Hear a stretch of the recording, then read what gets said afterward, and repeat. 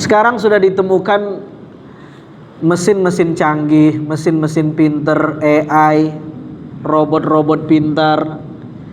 Kira-kira kita ini masih relevan tidak hidup di planet yang bernama bumi ini? Jangan-jangan lebih relevan robot-robot itu daripada kita. Kita akan jadi tidak relevan kalau alat ukurnya hanya intelektual. Karena sekarang sudah ditemukan makhluk-makhluk canggih, Pak. Makhluk non-organik yang dibuat manusia, tapi manusia sendiri kalah canggih. Iya nggak? Apa namanya? Ya robot-robot itu. Persoalannya kita bukan hanya berbicara soal pinter tidak pinter, cakep tidak cakep. Bukan. Kita ini makhluk dua dimensi. Kita punya dimensi fisik, tapi kita juga punya dimensi rohani. Ini kita punya dimensi fisik, tapi kita juga punya dimensi rohani. Nah, robot-robot yang canggih itu mereka punya dimensi fisik tapi nggak punya dimensi rohani. Tidak punya dimensi rohani. Karena itu kita masih relevan hidup hari ini. Kenapa? Ya, yang bisa mengelola bumi ini tidak cukup dengan kecerdasan otak.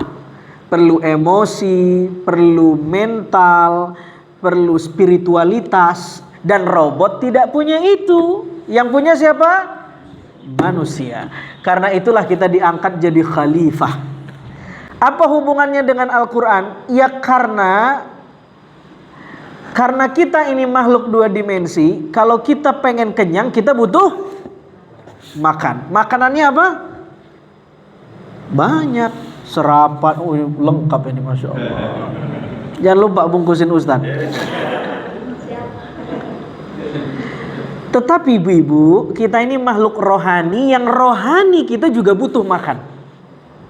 Al-Quran bilang, wa nafakhtu fihi min ruhi. Setelah kami rakit hardware manusia, kami install software dalam dirinya yang bernama ruh. Nah, robot itu gak punya ruh. Dia gak punya sisi rohani. Dia tidak punya kecakapan spiritual, gak punya.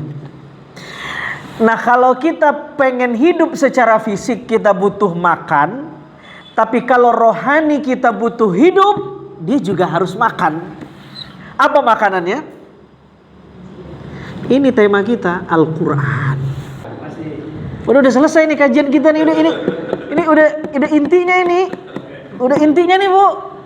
Masya Allah. Jadi Pak, Al-Quran tuh masih relevan. Dia tidak akan relevan kalau hanya sekedar dibeli, dipajang, dihafal. Tidak relevan. Ngapain dihafal? Udah ada aplikasi kata orang sekarang. Anda mau cek surah apa, ayat berapa, aplikasi bisa jawab. Bahkan tidak perlu beli mushaf, cukup beli handphone, install Al-Qurannya.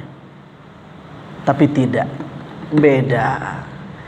Ya, kita butuh interaksi dengan Al-Quran.